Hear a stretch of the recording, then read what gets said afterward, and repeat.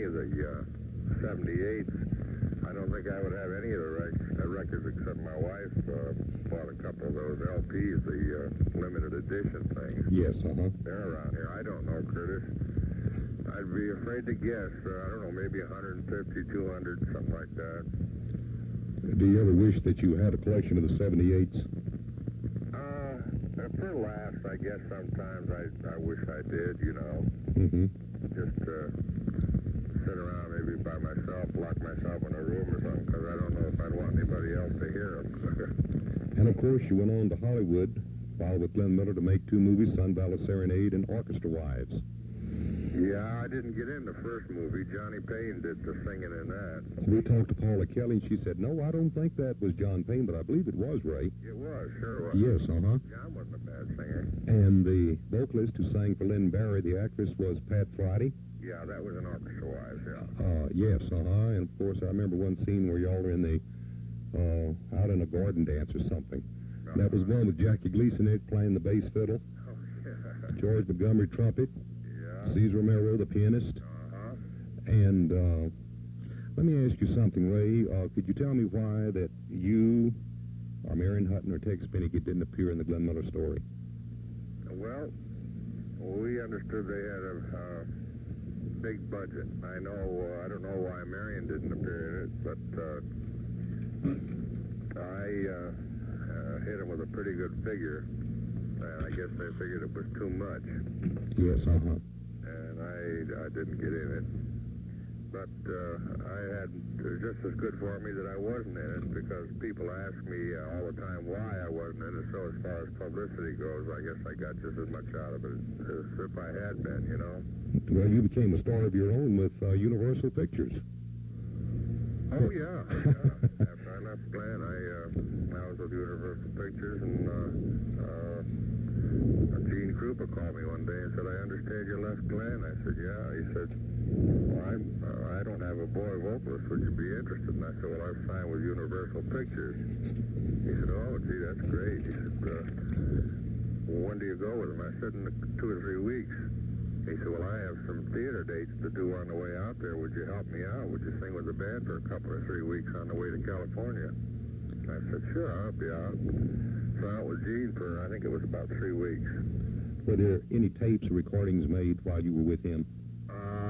Yeah, I think I did one date, and I forget what the heck the tunes were. Their own commercial records then? Yeah. Well, by golly, I wish what label it was. I wish I knew where I could find those. Do you still enjoy reminiscing about the Glenn Miller days, and do people still remember you with Miller? Yeah, sure. And very often Tex and Paula and I sit down and we kick around the old days. And it's a lot of fun, you know. Yes, sir. One thing leads into the other. So you remember this, remember that. It's always a big kick. And what are you doing now? Well, I have several things going. I have my own orchestra, and then I do single things, and then I do concerts with Tex and the Modernaires, or I do concerts with Ray McKinley and the Modernaires. And a lot of times the Modernaires work with me and my band, so there's never a dull moment. And aside from that, the Modernaires and I are doing 3 different groups of concerts with Les Brown and the Band of Renown. We did the month of October out in California, and we begin another one on January 28th. It'll go about the middle of March. That's pretty much back east here. Then there's another segment that I think begins in Texas, down in your neck of the woods, and plays around pretty much in Texas, probably a little bit of Oklahoma and Oklahoma City. Wife's name? Joanne. Joanne. And how many children do you have, Ray? I have 2 boys.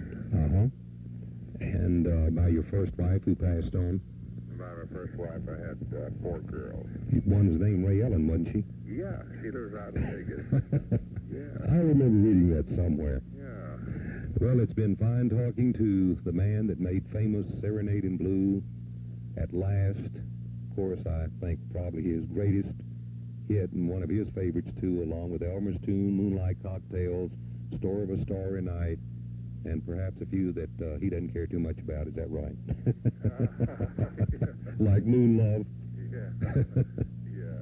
Well, Ray, it's been nice talking to you, and all of our listeners, I know, are enjoying hearing you once again, and we want to send out to you and your family and all your children and grandchildren. I'm sure you have some grandchildren, too. I sure do. A big Merry Christmas and a Happy New Year, and maybe one of these days we'll see you again in person somewhere. I sure look forward to it, Curtis. And it's been real delightful talking to you. Ray Eberle of the original Glenn Miller Orchestra, who swooned the girls to death, and millions of Americans fell in love during those war years listening to the romantic voice of Ray Eberle along with Glenn Miller and his orchestra. And that is true because I've read it more than once. Goodbye, Ray. Goodbye, Curtis. And God bless you. Thank you very much. Bye-bye. Bye-bye. Ray, thanks a lot again for helping